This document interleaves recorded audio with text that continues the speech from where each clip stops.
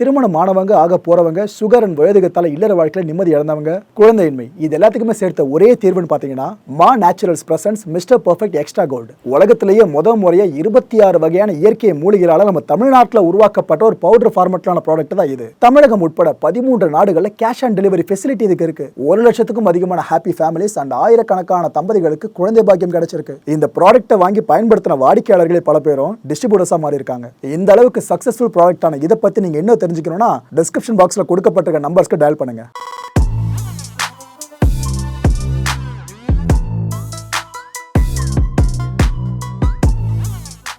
வணக்கம்.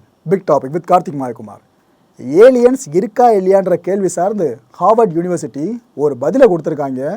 உலகம் முழுக்க இந்த செய்தி பத்தி எரிஞ்சுக்கிட்டு இருக்கு. அப்படி என்ன பதில்னு கேட்குறீங்களா? அயர்லாந்து படம் பார்த்துருப்பீங்களா? அதில் மனுஷனும் ஏலியனும் ஒன்றா இருக்கும் பாருங்க. லிட்டலாக அதை தான் சொல்கிறாங்க. நிகழ்ச்சியில் போகலாம்.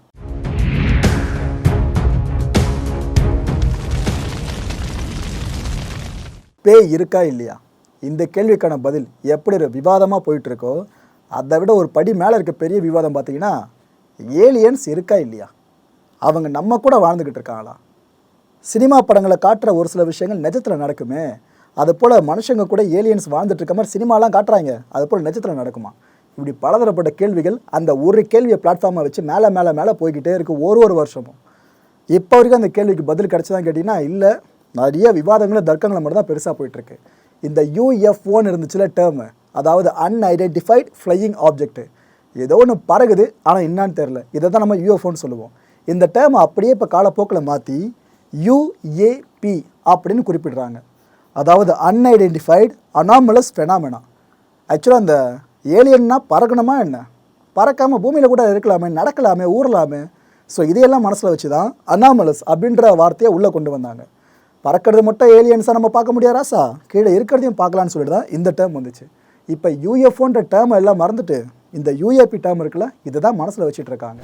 எதுக்காக இதை உங்களுக்கு இப்போ எக்ஸ்பிளைன் பண்ணுறோம் அப்படின்னா, நம்ம ஹார்வர்ட் யூனிவர்சிட்டி இருக்குல்ல, உலக புகழ்பெற்ற யூனிவர்சிட்டி, கிரெடிபிலிட்டிக்கு பேர் போனவங்க. இந்த யூனிவர்சிட்டியை சேர்ந்த சில ஆய்வாளர்கள், இந்த ஹார்வர்டோட சோஷியல் சயின்ஸ் இருக்குல்ல, அந்த டிபார்ட்மெண்ட்டை சேர்ந்தவங்க, இவங்கெல்லாம் ஒன்று சேர்ந்து ஹியூமன் ஃப்ளரிஷிங் ப்ரோக்ராம் அப்படின்ற ஒரு ஸ்டடி ப்ரோக்ராமை ஆரம்பிக்கிறாங்க. இதோட நோக்கமே என்னென்னா, ப்ரெசன்ஸ் ஆஃப் NHI, அதாவது நான் ஹியூமன் இன்டெலிஜென்ஸ். ஒன்றும் இல்லைங்க, வேற்று கிரகவாசிகள் மனசில் வச்சுங்க. மனுஷ உயிர் அல்லாத வேறு சில உயிர்கள், நம்மளோட அறிவுக்கு இணையாவோ இல்லை அறிவை விட அதிகமாகவோ இருக்கிற உயிரினங்கள், இதெல்லாம் பூமியில் இருக்கா இல்லையா? மனுஷங்க அது கூட சேர்ந்து வாழ்ந்துக்கிட்டு இருக்காங்களா?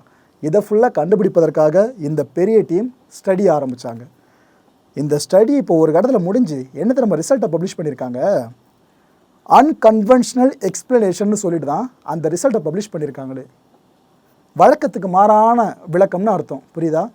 ஒரு ரிசல்ட்டை பப்ளிஷ் பண்ணுறதுக்கு முன்னாடி ஒரு டிஸ்க்ளைமரை கொடுக்குறாங்கன்னா அதிலே நீங்கள் தெரிஞ்சுக்கணும், ரைட்டு இதுவும் 100% வரைக்கும் நம்ம ஃபுல்லாக நம்ப முடியாது. பட் அவங்களுக்கு கிடைச்ச மெட்டீரியல்ஸை பேஸ் பண்ணி அவங்க ஒரு பேப்பரை சப்மிட் பண்ணுறாங்கன்னா ஆய்வாளர்கள் மெனக்கெட்ட நாம் புரிஞ்சிக்க முடியும். 4 வகைகளில் ஏலியன் ப்ரெசன்ஸ் இருக்கிறதா அவங்க சொல்கிறாங்க. இதில் மொதல் வகையை அந்த டீம் எப்படி கிளைம் பண்ணுறாங்கன்னு பார்த்தீங்கன்னா ஹியூமன் கிரிப்டோ டெரஸ்ட்ரியல்ஸ் அப்படின்னு சொல்கிறாங்க. இதை இன்னும் அவங்க நீட்சியாக அந்த ரிப்போர்ட்டில் எப்படி சொல்கிறாங்கன்னா, வாக்கிங் அமாங் அஸ். ஒன்றும் இல்லைங்க, பூமியில் மனுஷங்க வாழ்ந்துக்கிட்டு இருக்கோல, நம்ம கூடவே சேர்ந்து இந்த ஏலியன்ஸும் வாழ்ந்துக்கிட்டு இருக்குன்னு அர்த்தம். இந்த டைப்புக்கு பேர் தான் ஹியூமன் கிரிப்டோ டெரஸ்ட்ரியல்ஸ். யோசிச்சு பாருங்களேன், நம்ம பக்கத்து வீட்டில் 10 பேர் இருக்காங்க, எதிர் வீட்டில் 100 பேர் இருக்காங்க, சுற்றி எல்லா வீடுகளும் இத்தனை பேர் இருக்கான்னு வச்சுங்க. இதில் யாரை போய் நீங்கள் ஏலியன்னு கண்டுபிடிப்பீங்க? இதுதான் அந்த ஹார்வர்ட் யூனிவர்சிட்டி இப்போ சொல்லியிருக்கு. நம்ம கூடவே சேர்ந்து இந்த ஏலியன்ஸும் வாழ்ந்துக்கிட்டு இருக்கிறதா சொல்கிறாங்க. ஒன்று. ரெண்டாவது டைப் என்னென்னா ஹோமினிட், அப்படி இல்லைன்னா டெரோபாட் கிரிப்டோ டெரஸ்ட்ரியல்ஸ் அப்படின்னு வகைப்படுத்துகிறாங்க. இந்த வகை என்னன்னு பார்த்தீங்கன்னா, நாம் வாழ்ந்துக்கிட்டு இருக்கிறது பூமியோட மேற்பரப்பில், ஓகேவா, இந்த சர்ஃபேஸில்.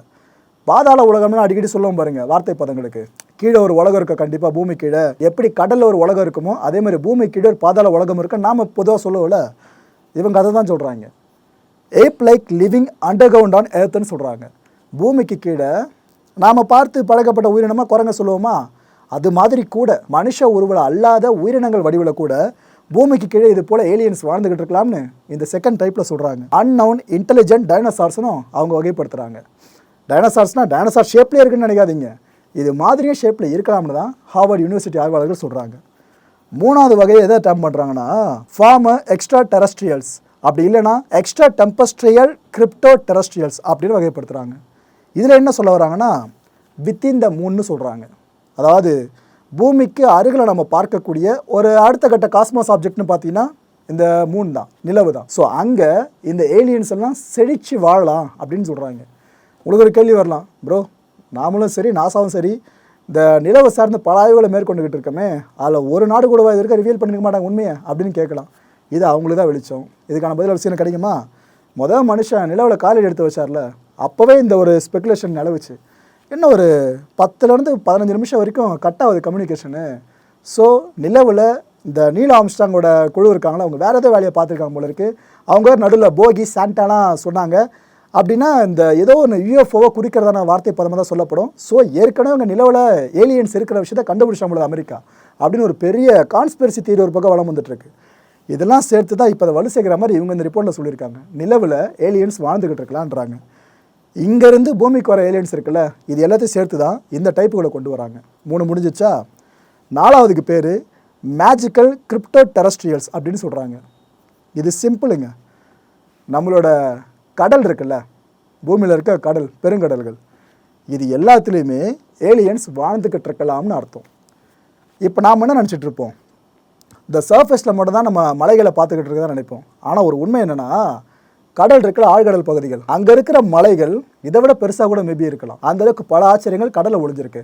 இது இருக்க நமக்கு தெரிஞ்ச மீன் வகை எறா வகைலாம் ஏமாத்துறவங்க 0.01% தான் சொல்லணும். நாம் கண்டுபிடிக்காத, நம்ம கண்களுக்கு புலப்படாத பல உயிரினங்கள் இன்னும் கடலில் வாழ்ந்துக்கிட்டு தான் இருக்குது. அந்த வகையில் தான் ஆய்வாளர்கள் இதை சொல்கிறாங்க. Not only airborne but may travel underwater. நாம் ஏலியன் வானத்தை மட்டும் பார்த்துருந்து பிரயோஜனம் இல்லைப்பா, கடல்லையும் ஏலியன்ஸ் வாழ்க்கை இருக்குன்றாங்க. நான் ப்ரோ இவ்வளோ பெரிய ஒரு விஷயத்த சொல்கிறாங்க, இது ஸ்டடி தான் புரியுது, பட் எவிடன்ஸ் ஏதாவது ஒன்று அவங்க சப்மிட் பண்ணியிருக்கலாமே. என்னதான் ஆய்வாக இருந்தாலும் இவ்வளோ பெரிய விஷயத்த கிளைம் பண்ணுறப்ப எவிடன்ஸ் இல்லாமல் இருந்தால் சரியாக இருக்காதுல்ல அப்படின்னு நீங்கள் நினைக்கலாம்.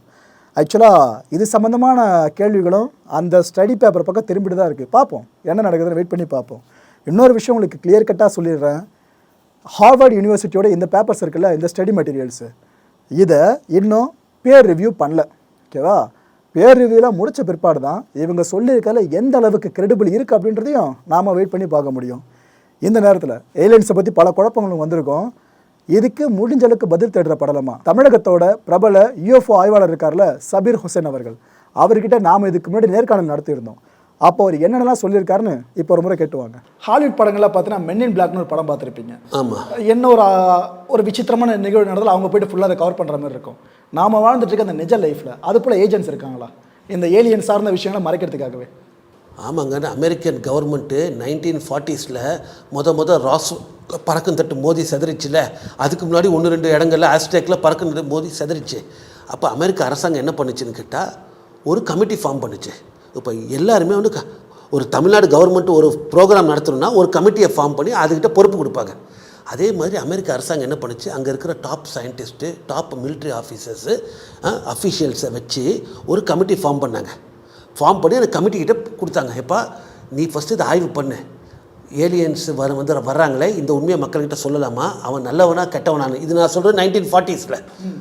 அந்த கமிட்டி என்ன பண்ணுச்சு, 1947 ராஸ்வெல் விபத்துக்கு அப்புறம் அந்த கமிட்டி எடுத்து நம்ம ஃபஸ்ட்டு அவங்கள பற்றி தெரிஞ்சுக்கலாம், அதுக்கப்புறம் மக்கள்கிட்ட சொல்லலாம் சரின்னு இவங்க என்ன பண்ணாங்க, அதை பற்றி ஆய்வு பண்ண ஆரம்பித்தாங்க. பண்ண அமெரிக்க ஜனாதிபதிக்கு நீங்கள் சொன்ன மாதிரி 2 டேர்மில், அதுக்கு முன்னாடி அவர் எத்தனை டேர்ம் வேணாலும் இருக்கலாம். ஆனால் இவங்க என்ன பண்ணாங்கன்னா 1952 அமெரிக்க ஜனாதிபதி இனிமேல் 2 டேர்ம் தான் இருக்கணும், 8 வருஷம்னு அவரை டம்மி ஆக்கிட்டாங்க. ஸோ வெறும் 8 வருஷம் பதவியில் இருந்துட்டு போகிறவர் 40 வருஷம் சர்வீஸ் பார்க்குற இராணுவ அதிகாரி, அரசாங்க அதிகாரி, இவையே அவருக்கு பதில் சொல்லணும். இவன் 40 வருஷத்தில் இதுமாதிரி 5 பேரை பார்த்துருவான்ல, அவரை அப்படியே டம்மி ஆக்கிட்டாங்க. கடைசியில் ட்ரூமன், அவருக்கு அப்புறம் ஐசன்ஹோவர், கென்னடி வரைக்கும் கொஞ்சம் உண்மை போச்சு. அதுக்கப்புறம் நைஸாக அந்த கண்ட்ரோலை எடுத்து ப்ரைவேட் கார்பரேஷன்ஸ் கிட்ட கொடுத்துட்டாங்க. அதுதான் Lockheed Martin, Northrop Grumman, Raytheon, Patel, இந்த மாதிரி கம்பெனிஸை கொடுத்து அவன் என்ன பண்ணான், கார்ப்பரேட் கம்பெனிக்கு இருக்க ஒன்று ப்ராஃபிட். அவனுக்கு யாரை பற்றி கவலை கிடையாது, அவனுக்கு பணம் வெறி பிடிச்சவனும். அவனு என்ன பண்ணணும், இந்த ரிசர்ச்சை சீக்ரெட்டாகவே பண்ணி இதை வெளியில் வராமல் பார்த்துக்கிட்டாங்க. புரியுதா? இதுதான் நடந்தது. இப்போ அந்த கம்பெனிஸில் வேலை செஞ்சவங்களே பல பேர் இப்போ வெளியில் ஒப்புதல் வாக்குமூலம் கொடுக்க ஆரம்பிச்சிட்டாங்க. காரணம் என்னன்னு கேட்டால் பைடன், சட்டம் பாஸ் பண்ணியிருக்காரு கிட்டத்தில். என்ன தெரியுமா, இந்த மாதிரி ஒப்புதல் வாக்குமூலம் கொடுக்குறவங்களுக்கு கம்ப்ளீட்டாக ஆம்னஸ்டி, பொது மன்னிப்பு கொடுக்கப்படும். அதை பயன்படுத்திக்கிட்டு வர்றாங்க. ஏன்னா அவங்களுக்கே தெரியும் இது வெளியில் வரலன்னா இப்போ பூமி செத்துக்கிட்டு இருக்கு, பூமியை காப்பாற்றணும்னு வந்துக்கிட்டே இருக்காங்க. அப்படி ஒருத்தர் தான் டேவிட் குரூஷ். இன்னும் அவர் மாதிரி 40 பேர் காத்துட்டு இருக்கிறாங்க, அவங்களும் வெளியில் வருவாங்க. எல்லாருமே சொல்லுவாங்க இதை பற்றி. எஸ், அவங்க ஏற்கனவே மீடியா கிட்ட சொல்லிட்டாங்க. சில உங்களை மாதிரி அமெரிக்காவில் சில டாக்குமெண்ட்ரி ஃபிலிம் மேக்கர்ஸ்லாம் சேனல்ஸ் இருக்காங்க, இவங்கள கூப்பிட்டு சொல்லிட்டாங்க. சொல்லி மெதுவாக இந்த உண்மை வெளியில் வருது. கண்டிப்பாக அதுக்கு ஏற்ற மாதிரி ஒரு புஷ் கொடுக்கறதுக்கு தான் இந்தியாவில் நான் அதை பண்ணிகிட்ருக்கிறேன். தமிழ்நாடு அரசாங்கம் வந்துக்கிட்டு இந்த பறக்கந்தட்டு ஏலியன்ஸை பற்றி விழிப்புணர்வை ஏற்படுத்தணும்னா 1ஆம் கிளாஸ்லேயே ஆரம்பிச்சிடணும்னு சொல்லி நாங்கள் ஒரு பாட புத்தகத்தை ஏலியன்ஸை பற்றி. ஆமாம், இப்போ பாருங்கள், இது தமிழ்நாடு அரசாங்கத்துடைய 5வது கிளாஸில் உள்ள ஒரு டேர்ம். நான் இந்த புக்ஸ்லாம் எடுத்து பார்த்தா 1, 2, 3, 4, 5லேயே ஏலியன்ஸை பற்றி லெசன்ஸ் வருது. ஆமாம், பாசிட்டிவாக தான் இருக்குது, நெகட்டிவாக கிடையாது. 3ஆம் கிளாஸ் பொண்ணு வந்து ஏலியனை சந்திக்கிற மாதிரிலாம் லெசன்ஸ் இருக்குது. நான் என்ன சொல்கிறேன்னு கேட்டால், நான் அண்ணன் திருமாவளவன்கிட்ட அதான் சொன்னேன், முதலமைச்சர்கிட்டே அதான் சொல்லியிருக்கேன். என்னென்னு கேட்டால், 1ஆம் கிளாஸ் பாடப்புத்தகம் வந்து இங்கிலீஷ், தமிழ், கணக்கு, அதே மாதிரி UFO 1ஆம் கிளாஸ்லேயே ஆரம்பிச்சிருங்க. 1ஆம் கிளாஸில் பேசிக் லெசன் 2, 3, 4, 5ன்னு அப்படி கொண்டு வர போகிறோம். அந்த புக்கை நாங்கள் இப்போ டிசைன் பண்ணிகிட்ருக்குறோம். புரியுதா? 1ஆம் கிளாஸ்லேயே அது பிடிச்சிடணும். ஏன்னா இன்றைக்கி 1ஆம் கிளாஸ் பையனுக்கு தெரியும்ல, மாடுன்னா என்ன, புலின்னா என்னன்னு தெரியும்ல. மாடு மனுஷன் தின்னுமா? தின்னாது. மாடு புல்லை தின்னும், புலி கறியை தின்னும்னு. அப்போ அவனுக்கு அவேர்னஸ் வருது இல்லை, இவன் தானே அடுத்த ஜென்ரேஷன். அதனால் இந்த 1ஆம் கிளாஸ்லேயே ஆரம்பிக்க போகிறோம். அதை தான் நாங்கள் வந்து UFOஸ்னா என்ன, ஏலியன்ஸ்னா என்னன்னு ரொம்ப எலிமெண்ட்ரி லெவலில் போக பார்த்தா பாடநூல் கழக தலைவராக மாறிடுங்க போல இருக்கு. இல்லை தான், இது தாவும் இதை இப்போ முதலமைச்சர் புரிஞ்சுக்கணும். அவரை போய் நான் ரீச் பண்ணுறதுக்கு ட்ரை பண்ணிகிட்ருக்கேன். ஏன்னா இதை பண்ணார்னா உலகமே இதை ஃபாலோ பண்ணும். எப்படி சத்துணவு திட்டத்தை எம்ஜிஆர் கொண்டு வந்து அது உலகம் ஃபுல்லாக போய் நமக்கு ஒரு பெரிய பேர் கிடச்சிதோ, அதே மாதிரி 1ஆம் கிளாஸ் பசங்களுக்கு ஏலியன்ஸை ஆரம்பிச்சிடணும். ஓகே சார், நிகழ்ச்சியோட இறுதி தருவாய்க்கு வந்துட்டோம் சார். ஏலியன்ஸை பற்றி ஒவ்வொருத்தரும் ஒவ்வொருமே நினச்சிட்டு இருப்பாங்க. இப்போ விஷுவலாக பார்க்குறதுக்கும் படிக்கிறதுக்கு என்ன வித்தியாசம்னா, ஒரு கதை படித்தனாக்கா நான் அந்த கதை கேரக்டர் டிசைன் பண்ணிப்பேன். ஒரு ராஜா வந்தார்னா வெள்ளை குதிரையில் வந்தாரா, ஓகே வெள்ளை குதிரை, தலையில் கிரீடம் இருந்துச்சா இல்லையா, அப்படி நான் ஒரு கேரக்டர் கொடுத்துப்பேன். நீங்கள் படிக்கிறப்ப நீங்கள் ஒரு ஷேப் கொடுத்துப்பீங்க. நாங்கள் படங்களில் பார்த்த ஏலியனை பழக்கம், நீங்கள் ஏலியன் பக்கத்து வீட்டுக்கார பற்றி ஃபுல்லாக பேசுகிறீங்க. நீங்கள் ஏலியனை பார்த்துருக்கீங்களா? ஆமாம், பார்த்துருக்கேன். சூப்பர். எப்படி நான் கேட்க விரும்பல, தோற்றம் எப்படி இருக்குது அதை பற்றி சொல்ல முடியுமா? அதாவது சில பேர் வந்து மனிதர்கள் மாதிரி தோற்றம் இருக்கும். சிலது வந்துட்டு நீங்கள் இந்த கிரே ஏலியன்ஸ்னு பார்க்குற மாதிரி தான் இருக்கும். புரியுதா? அந்த நீள்வட்டம். ஆமாம், அந்த மாதிரி நான் பார்த்த வந்த ஒரு ஏலியனை, ஓகே, அந்த உருவத்தை வச்சு தான் நான் வந்து பறக்கும் தட்டு படம் பண்ணியிருக்கேன். அந்த படத்தில் வர்ற ஏலியன் வந்து அந்த ஷேப்பில் தான் இருக்கும். ஆமாம், அந்த படத்தில் வந்து பூமியில் 5000 வருஷமாக மனித உருவத்தில் வாழ்ந்துட்டு வர்ற ஜீனோன்ற ஒரு ஏலியனை அடிப்படையாக வச்சு தான் இந்த படத்தை பண்ணியிருக்கோம். ஆமாம், நான் சொல்கிற ஜீனோன்ற கற்பனை கதாபாத்திரம் கிடையாது, நிஜமாகவே ஜீனோன்றவர் வாழ்ந்தார். பல 1000 வருஷமாக பல உலகத்தில் பல பகுதிகளில் பல பேரில் வாழ்ந்துட்டு வர்றார் இந்த செகண்ட் வரைக்கும். என் படத்துக்கு தயாரிப்புக்கு நிதி உதவி பண்ண ஒரு அமெரிக்க ஆராய்ச்சியாளருடைய அங்கிள் ஜீனோவை நேரில் பார்த்துருக்காரு சவுத் அமெரிக்காவில். ஆமாம், ஜீனோ தமிழ்நாட்டிலையும் வந்திருக்காரு. இங்கே கூடிய சீக்கிரம் நீங்கள் அவரை பார்க்கறதுக்கான ஏற்பாடுகள் நடக்கும். தமிழில் பேசுகிறவர் அவங்களுக்கு ஒரு பிரச்சனையே கிடையாது, எந்த மொழியில் பேசுறது அவங்களுக்கு ஒரு பிரச்சனையே கிடையாது. புரியுதா? நீங்கள் சொல்கிறத வச்சு பார்க்குறப்ப இந்த ஏன்ஷியன்ட் ஏலியன்ஸ் மாதிரி சில ஷோஸ்லாம் இருக்குல்ல சார், அதில் பார்த்தீங்கன்னா அந்த காலகட்ட கோயில் சிற்பங்கள்லாம் காட்டுவாங்க. நம்ம ஊரில் இருக்கிறதான் கார்னரில் பார்த்தீங்கன்னா சின்னதாக பறக்கும் தட்டு மாதிரி ஒன்று விழுந்துக்கிட்டு இருக்கும். ஜீசஸ் சம்மந்தமான ஒரு புகைப்படத்தில் பார்த்தீங்கன்னா ஓரமாக ஒரு பறக்கும் தட்டு இருக்கும். ஆக்சுவலாக இப்போ காலங்காலமாக அது இருக்கா, அது ஊமைப்படுத்தப்பட்டுட்டே வந்துட்டு இருக்கா என்ன? ஆமாங்க, அது வந்து காலங்காலமாக இருக்குது. புரியுதா? அவ்வளோதான். நம்ம வந்து ஒவ்வொரு காலகட்டத்திலே ஒரு பேரை பயன்படுத்தி கூப்பிட்றோம். புரியுதா? வேறு ஒன்றும் கிடையாது. சித்தர்கள்னுவாங்க, அங்கே அல்டார்னுவாங்க, உண்மையான சித்தர்கள். ஓகே, இப்போ போகர்லாம் சொல்கிறோம்ல சார், அது உண்மையான அகத்தியர் போகர் மாதிரி உண்மையான சில சித்தர்கள் வந்துக்கிட்டு ஒன்று ஏலியன்ஸாக இருக்கணும், இல்லைன்னா ஏலியன்ஸுடைய டைரக்ட் ஸ்டூடெண்ட்டாக இருக்கணும். இது 2 இருக்குது. இப்போ ஒரு ஏலியன் வந்து அவனாக வந்து எல்லாருக்கும் ஒரு நல்ல விஷயத்த சொல்கிறதுக்கு பதிலாக யாராவது ஒரு ஸ்டூடெண்ட்டை தேர்ந்தெடுத்து அவருக்கு எல்லா நாலேஜையும் இம்பார்ட் பண்ணி அவ மூலமாக பண்ணுறது, அவனுக்கு சில பவர்ஸையும் கொடுத்து, புரியுதா, அது பண்ண முடியும். அதில் ஒன்று தான் ESP பவர். ESPன்னா எக்ஸ்ட்ரா சென்சரி பர்செப்ஷன். ஓகே, நம்ம எல்லாருக்கிட்டே ESP பவர் இருக்குது.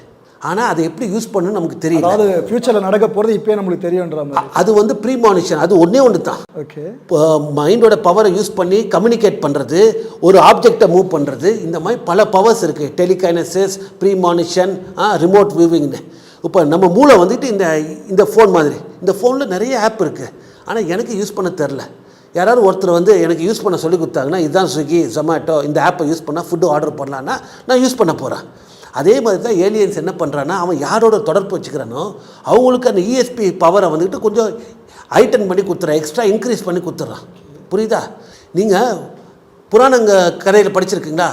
ஒருத்தர் போவார், காட்டில் ஒரு சாமியார் இருப்பார், தவம் பண்ணிகிட்ருப்பார். இவர் போவான், சாமி வணக்கம், என்னப்பா? சாமி நான் ஒரு பசுமாடு வளர்த்துட்டு இருந்தேன். சரி என்னாச்சு? 2 நாளைக்கு முன்னாடி காணாமல் போச்சு சாமி. சரி என்ன? நீங்கள் உங்கள் ஞான திருஷ்டியில் பார்த்து அது எங்கே இருக்குதுன்னு சொல்லுங்கள். ஞான திருஷ்டி. உடனே அந்த சாமியார் என்ன பண்ணுவார், கண்ணை மூடிட்டு அப்படியே சொன்னார், அடையாளம் சொல்லு. கருப்பு கலர் பசுமாடுங்க, வெள்ளை கலரில் ஒரு புள்ளி இருக்கும், கழுத்தில் ஒரு மணி வேறு நான் போட்டிருந்தேன். சரி கொஞ்சம் இரின்னு சொல்லி அப்படியே பண்ணிவிட்டு, இங்கே பக்கத்தில் எங்கேயாவது ஒரு ஆறு ஏதாவது இருக்கா? ஆமாண்ணா, பக்கத்து ஊரில் ஒரு ஆறு ஒன்று ஓடிட்டுருக்கு, அங்கே போய் பாரு. இவர் போய் பார்ப்பார். பார்த்தா அந்த ஆற்று ஓரமாக இந்த மாடு மேய்ஞ்சிட்ருக்கோம். இதுக்கு ஞான திருஷ்டின்னு நம்ம இதை கதையாக படிக்கிறோம்ல. இந்த ஞான திருஷ்டிக்கு சயின்டிஃபிக் டேர்ம் என்ன தெரியுமா? Remote viewing. ரிமோட் வியூவிங், தூர பார்வை, எங்கேமோ இருக்கிறத பார்க்குறது. இது one of the ESP power. இதை நான் எந்த அடிப்படையில் இவ்வளோ உறுதியாக சொல்கிறேன்னு தெரியுதா? ஏன்னா 1970s 80s அமெரிக்காவில் சிஐஏக்காகவும் இராணுவத்துக்காகவும் இதை ஆராய்ச்சி பண்ணவர் டாக்டர் ஹால் புத்தாஃப் இன்னும் உயிரோடு இருக்கார். அவர் எனக்காக சுப்ரீம் கோர்ட்டுக்கு லெட்டர் எழுதினவர். அவர் வந்து இதை ஸ்டடி பண்ணி, இந்த ரிமோட் வியூவிங் இருக்குல்ல, இது நம்ம எல்லாருக்கிட்டே இந்த பவர் இருக்குது. ஆனால் அதுக்குண்டான பயிற்சி எடுத்துக்கணும். இப்போ எப்படி நீங்கள் கிக் பாக்ஸிங்கில் ரிங்கில் ஃபைட் பண்ணணும்னா கிக் பாக்ஸிங் பயிற்சி எடுத்துக்கிறீங்க, கரெக்டாக? அதே மாதிரி நீங்கள் அந்த பயிற்சி எடுத்துக்கிட்டால் உங்களால் அந்த பவரை இன்க்ரீஸ் பண்ண முடியும். சில பேருக்கு அது இயற்கையிலே கொஞ்சம் அதிகமாக இருக்கும், ஆனால் எல்லாருக்கிட்டே இருக்குது. This is one of the ESP powers. It is called remote viewing. இதை பண்ணிக்கிட்டு இருக்கிறாங்க. இப்போ தான் இருக்குது. அமெரிக்காவில் இன்னும் உயிரோடு தான் இருக்கார் ஹால் புத்தாஃப். எனக்காக சுப்ரீம் கோர்ட்டுக்கு லெட்டர் எழுதினவர். ஸோ நான் அவர்கிட்ட இதெல்லாம் கேட்கும்போது, ஆமாம் நாங்கள் பண்ணோம், அதெல்லாம் பண்ணுறதுக்கு ஆள் இருக்குது. இங்கே தான் யாரும் எதையுமே பண்ணுறது கிடையாது, பண்ணுறவனே என்கரேஜ் பண்ணுறதில்ல. ஆனால் இது உண்மை, பண்ண முடியும், நிறைய விஷயங்கள் பார்க்க முடியும். இது இஎஸ்பி 1 பவர். இந்த மாதிரி நிறைய இருக்குது. என்ன ஏலியன்ஸோடைய கெப்பாசிட்டி என்னென்னு கேட்டால், அவன் ஒருத்தனோட கம்யூனிகேட் பண்ணுறதுக்கு வசதியாக அந்த பவரை அவன் இன்க்ரீஸ் பண்ணி விட்டுறான். ஸோ இது வந்து நிஜம். கூடிய சீக்கிரம் உண்மையெல்லாம் வெளியில் வரும்போது, இனிமேல் நீங்கள் ஸ்கூலில் போய் இது டான்ஸு, இங்கே கராத்தே போய் கற்றுக்குறோம், இங்கே சிலம்பம் கற்றுக்கிற மாதிரி நீங்கள் வந்து உங்களுடைய இஎஸ்பி பவர்ஸை இன்க்ரீஸ் பண்ணுறதுக்குன்னு ஸ்கூலில் வரும். அப்பா, ஓகே சார். நிறைய கேள்விகள் கேட்டேன், எல்லாத்துக்கும் வெளிப்படையாக பதில் சொன்னீங்க சார்.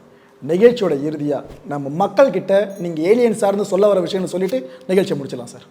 நான் இந்த தமிழ்நாட்டு மக்களுக்கும் சரி, இந்திய மக்களுக்கும் சரி, நான் சொல்கிறது ஒன்றே ஒன்று தான். உங்களுடைய மிகப்பெரிய எதிரி உங்களுடைய அறியாமை. அறியாமை, ஏலியன்ஸை பற்றி உங்களுடைய அறியாமை தான் உங்களுடைய மிகப்பெரிய எதிரி. நீங்கள் கையில் எடுக்க போகிற மிகப்பெரிய ஆயுதம் அவேர்னஸ், விழிப்புணர்வு. ஒரு கடையில் போய் தக்காளி வாங்குறதுக்கு கிலோ 100 ரூபான்றான். ஆனால் மார்க்கெட்டில் போனால் 30 ரூபா கிடைக்குதுன்னு யாராவது சொன்னாங்கன்னா உடனே நீங்கள் மார்க்கெட் போயிடுவோங்க, போய் அங்கே தான் வாங்குவோங்க. இங்கே வந்து கடைக்காரங்கிட்ட சண்டை போடுவோங்க.